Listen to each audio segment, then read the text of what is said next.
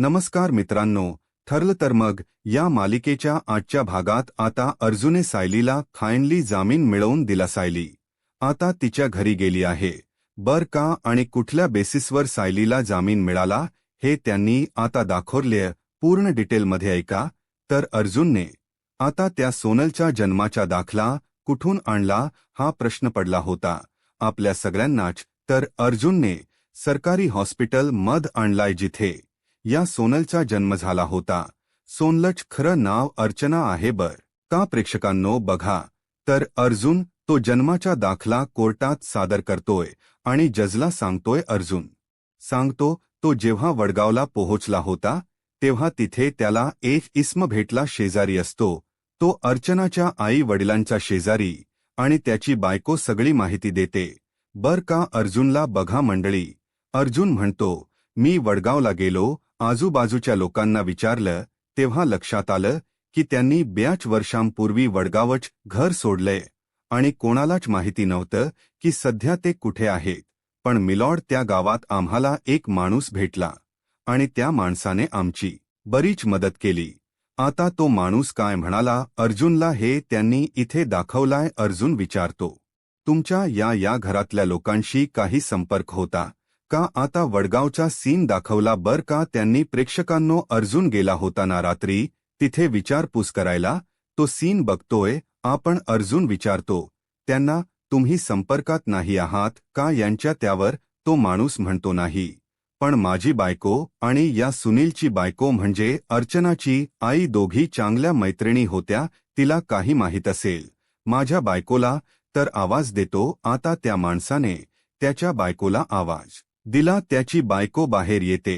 तो माणूस म्हणतो अग वीणा जरा बाहेर ये. मग ते बाई बाहेर येतात.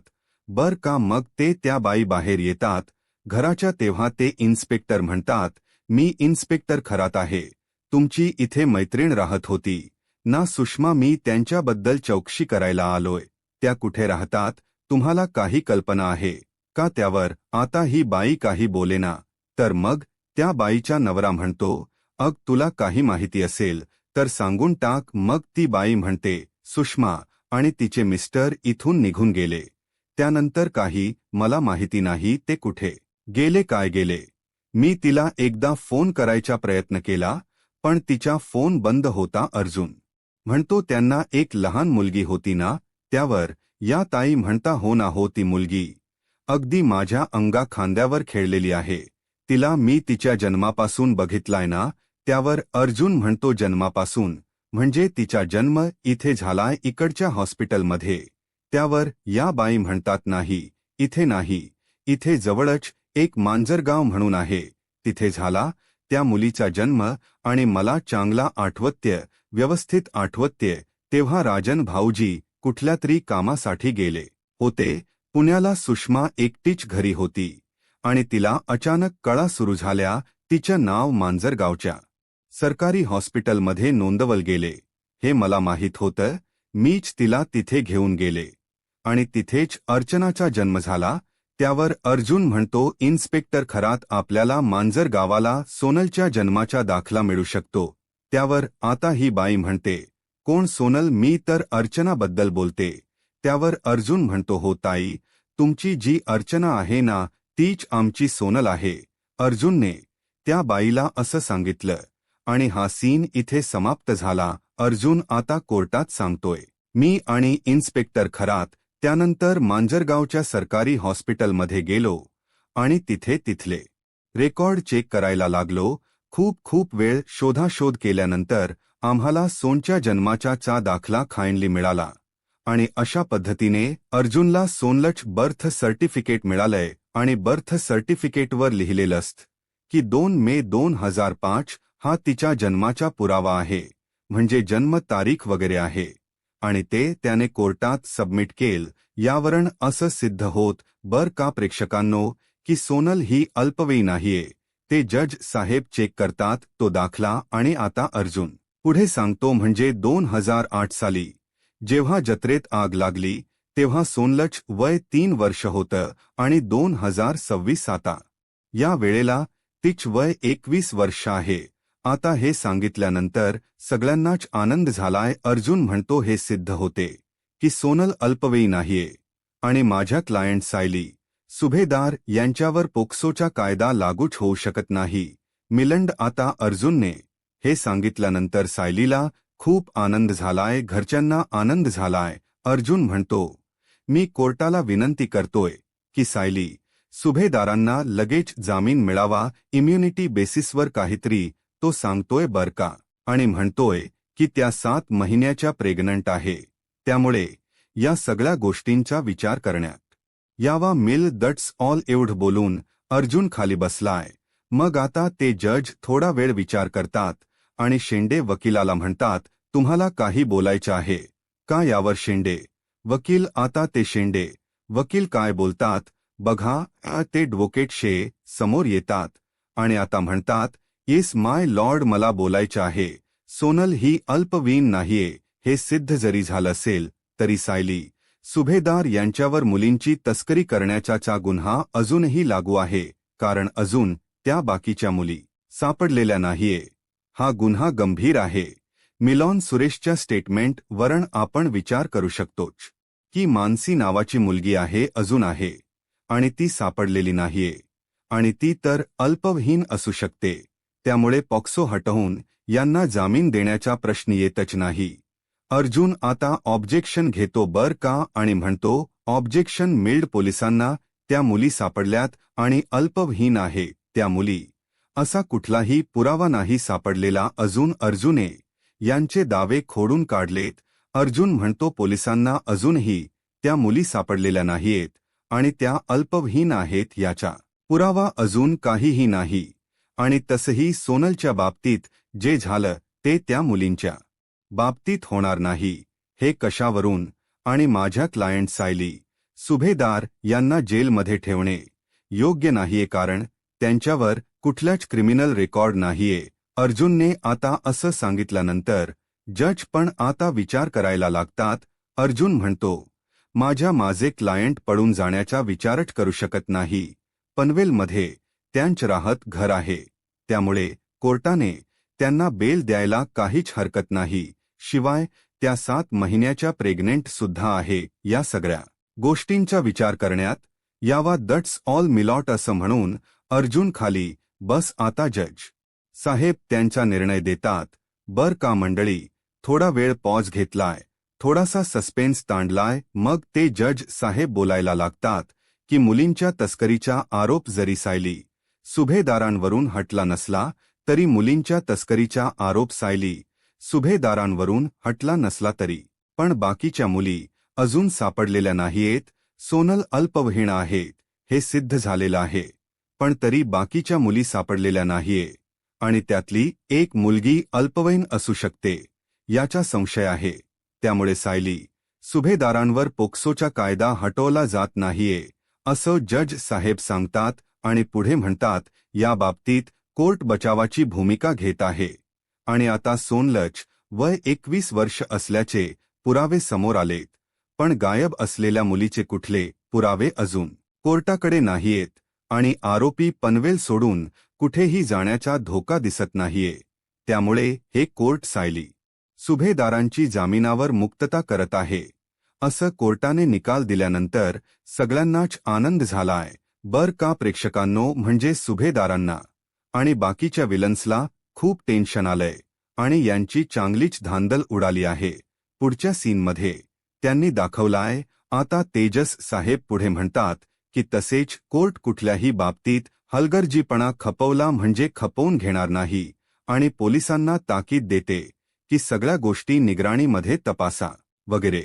आणि तो जो कदम आहे ना त्याला विचाराला 10 वर्षाची सॉरी हजाराची कॅश भरायला लावतात आणि 1 महिन्याची शिक्षा करतात. तो वडबॉय कदम आहे ना त्याला आता हे सगळं झाल्यानंतर कोर्ट बरखास्त झालेले आहे आणि फायनली आता सायलीला जामीन मिळालाय बर का. मंडळी सचिन राकेश पटकन निघून जातात बर का. कोर्ट संपल्यावर ते ओळखू येऊ नये म्हणून अर्जुन आता सायली जवळ यायच्या आधी त्या शेंडेला म्हणतो थांबा शेंडे वकील 2 मिनिट द्या जरा. तुम्ही लगेच जायची घाई करू नका, काही बोलायचं नाहीये मला. पण मला ना ॲक्च्युली काहीतरी आठवत्य मागच्या हिअरिंग मध्ये तुम्ही काहीतरी म्हणाला होतात की मी कितीही प्रयत्न केले तरी सुद्धा माझ्या बायकोला मी जामीन देऊ शकणार नाही वगैरे वगैरे असं काहीतरी बोलला होतात ना तुम्ही शेंडे वकील काय होतं बघा मला आठवत नाहीये. हा आठवलं मीच तुम्हाला चॅलेंज केलं होतं वकील की पुढच्या हिअरिंगमध्ये मी माझ्या बायकोला बेलवर सोडवेल आणि घरी घेऊन जाईल. ॲडव्होकेट एक गोष्ट लक्षात ठेवायची अर्जुन सुभेदारांनी चॅलेंज केलं की जिंकणार कोण हा प्रश्नच येत नाही बर का. अर्जुन थोडासा एटिट्यूड देतोय बर का त्या वकिलाला. त्यावर आता तो वकील म्हणतो ॲडव्होकेट अर्जुन सुभेदार तुम्हाला आता फक्त ना जामीन मिळालाय तुमच्या बायकोला जामीन मिळालाय. तुमच्या बायकोवरचे आरोप अजून हटवलेले नाही आहेत. कोर्टाने अजून या केसचा फार मोठा डोंगर चढायचा आहे बर का तुम्हाला. त्यावर अर्जुन उत्तर देतो त्याला की माझ्या बायकोसाठी मी कुठलाही डोंगर चढायला तयार आहे.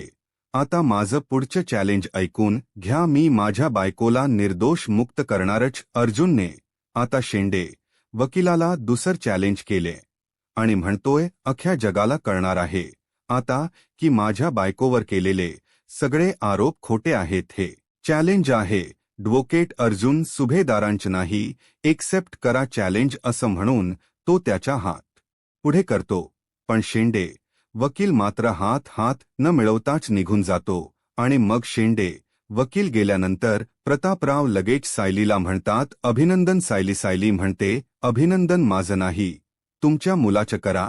त्यांनी आणखीन एक विजय मिळवलाय. आणि मग बाहेर पत्रकार बोलताना दाखवलेत काही असे एका मागोमाग एक सीन घेतलेत. कोर्ट सीन जरा पटकन रॅप केला असं नाही वाटलं का मंडळी. असो पण छान दाखवला त्यांनी आजचा हा एपिसोड. आता सायली असो बोलल्यानंतर बाहेर पत्रकार लोक सायली बद्दल चर्चा करताना दाखवले. त्यातली एक पत्रकार ऐकवली आपल्याला ती म्हणत असे आत्ताच हाती आलेल्या सूत्रानुसार वात्सल्य आश्रमातल्या केसला एक वेगळंच वळण मिळालंय. ॲडव्होकेट अर्जुन सुभेदार यांनी आत्ताच सिद्ध केले की पोलिसांच्या ताब्यात असलेली मुलगी अल्पवयीन नाहीये. अल्पवयीन नसल्यामुळे मुलगी अल्पवयीन नसल्यामुळे सायली सुभेदारांची जामिनावर मुक्तता झाली. आपण लवकरच त्यांच्याशी संपर्क साधू असं ती पत्रकार बोलत असताना तिकडन अर्जुन आणि सायली येताय आणि मग पत्रकार लोक त्यांना प्रश्न विचारतात.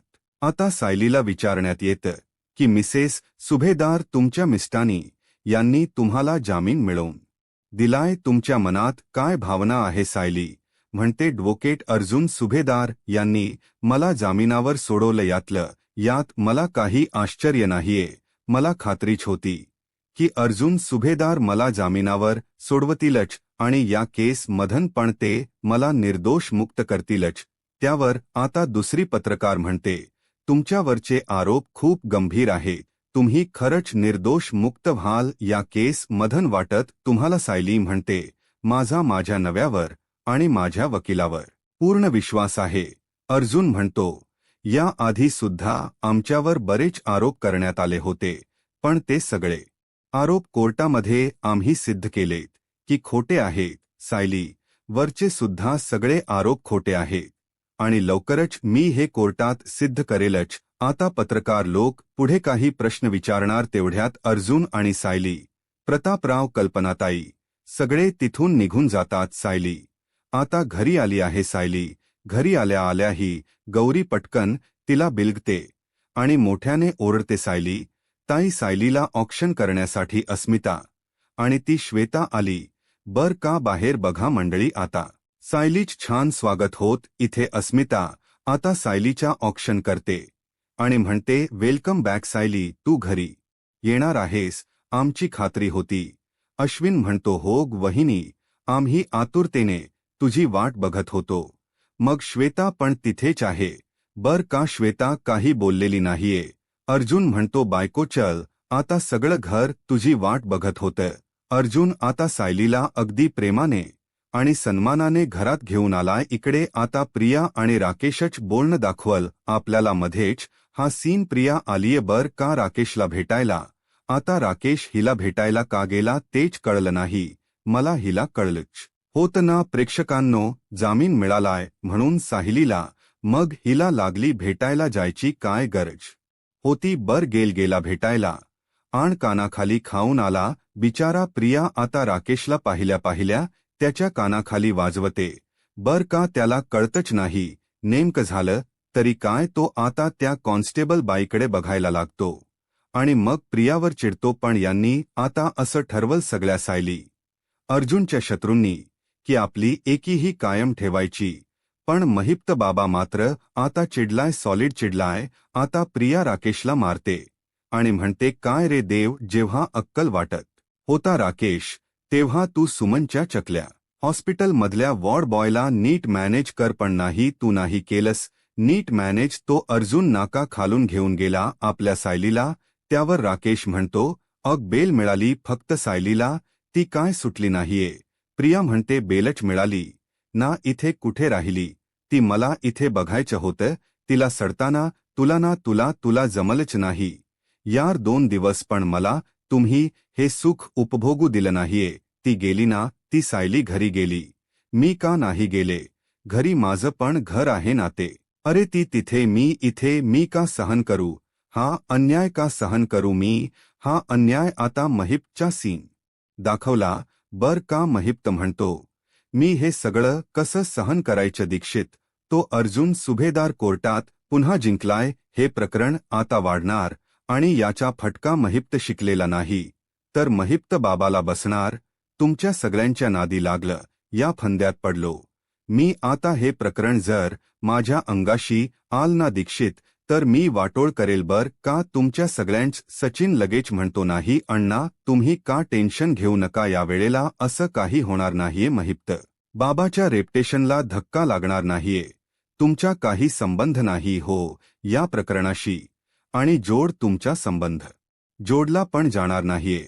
महिप्त म्हणतो, अरे पण तो अर्जुन सुभेदार, त्याने त्याच्या बायकोला सोडवलंस ना, डेंजर माणूस आहे तो, त्याला काही घेणं देणं नाहीये कोणत्या गोष्टीशी. तुला एक सांगतो सचिन, या सगळ्या प्रकरणात महिप्त बाबाचं नाव आलं आणि माझं नाव जर गोल गेलं तर मी माफीचा साक्षीदार होईल आणि तुमची सगळ्यांची नाव सांगल बर का लगेच. सचिन म्हणतो, मलाच का बोलताय तुम्ही तर राकेश बिंडोकपणाच काय. प्रिया ती पण होतीच नाही या प्लनमध्ये सामील. आता सचिनने असं बोलल्या पुन्हा प्रियाचा सीन दाखवलाय. प्रिया आता राकेशची कॉलर धरते बर का आणि त्याला अशी जवळ घेत म्हणते, काय रे, काय चुकलं, माझं काय चुकलं, बोल ना राकेश, बोल. राकेश प्रियाला म्हणतो, अग तूच म्हणाली होतीस ना अर्जुनला सगळं खरं कळू द्या वडगावच्या आगीबद्दल वगैरे वगैरे.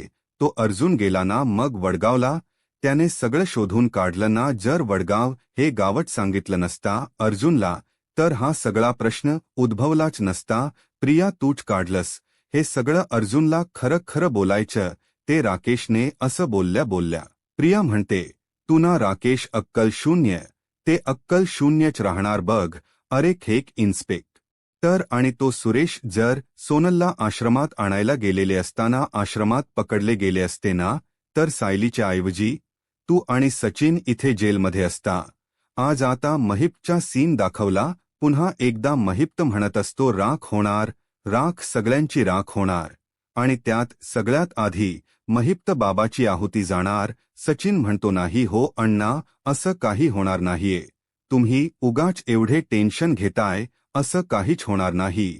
हा एक छोटासा सेटबॅक आहे. सायली अजून निर्दोष सुटलेली नाहीये अण्णा. अहो, आपण जोपर्यंत आपली एकी शाबूत ठेवू ना तोपर्यंत आपले अनेक प्रॉब्लेम सॉल्व्ह होतील. आपण एकत्र राहायचं अण्णा आणि एकत्रच त्या सायलीला आणि अर्जुनला आयुष्यातून उठवायच बघा. आता महिप्त फक्त रागाने बघतोय या सगळ्या गोष्टींकडे असं दाखवलं, पण महिप्त आता ऐन वेळेला बदलू पण शकतो बर का मंडळी, आणि लगेच स्वतःची साक्ष फिरवून यांच्याकडूनही होऊन जाऊ शकतो. म्हणजे काही होऊ शकतं ऐन वेळेला मालिकेमध्ये. आता सायलीचा सीन दाखवलाय. घरच्या कल्पनाताई म्हणतात, बाई सायली, आता आराम कर, किती अशक्त झालीयस तू आणि आता कुठल्याच कामाला हात लावू नकोस. मग आता प्रतिमात्या म्हणतात, हो ना सायली, तुझ्यासाठी हा खूप कठीण काळ असेल ना बेटा. नाही आता ना तू आरामच आणि खरंच कुठल्याच कामाला हात लावू नकोस. मग सायली म्हणते, हो आई प्रतिभात. त्या म्हणतात, हा काळ तुझ्यासाठी खूप अवघड होताना बेटा, अशक्त झाली आहेस. खातपीत पण नव्हतीस ना तिथे काही. सायली म्हणते, आई मी फक्त 2 दिवस इथे नव्हते. अशक्त कशी होईल? त्यावर प्रतिमा म्हणतात, आईची नजर कशी असते ना सायली, ते कळेलच तुला थोड्या दिवसातच. कल्पनाताई म्हणतात, सायलीबाई तुझा चेहरा ना खूपच कोमेजला बाई. तू आता घरातल्या कुठल्याच कामाला हात लावू नकोस. प्रतापराव म्हणतात, हो बाई सायली तुझं काही कर नाही बर का. या दोघी मिळून तुला सक्तीची विश्रांती घ्यायला लावणार बघ लगेच. चैतन्य म्हणतो, हो वहिनी सगळे जण तुझी खूप काळजी घेणार आहे बर का.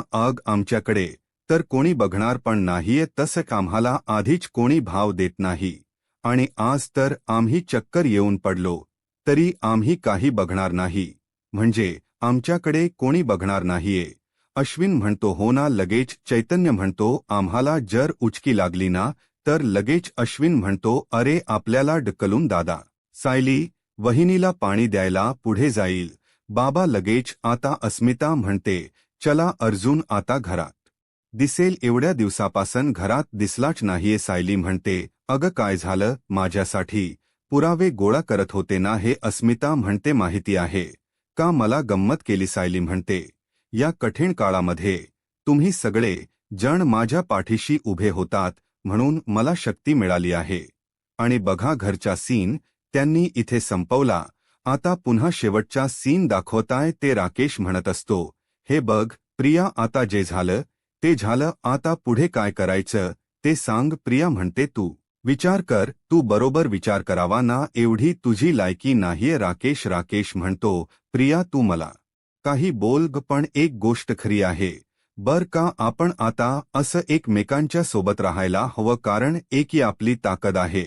प्रिया आपण असं भांडून चालणार नाहीये. प्रिया म्हणते, कधी नव्हे.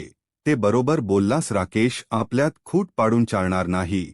आपण 5 नाही 7 जण आहोत. आपण जर एकत्र राहिलो ना तर त्या अर्जुन सायलीच्या आयुष्याची आपण राख रांगोळी करूयात असं प्रिया बोलते.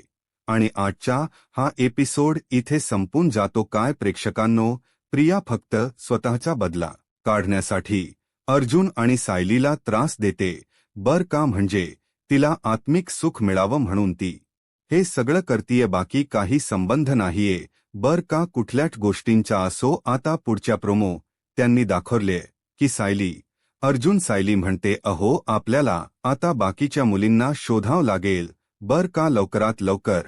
आणि इकडे या सचिनला त्या कोण तो टोनी आहे ना त्याचा फोन आलाय.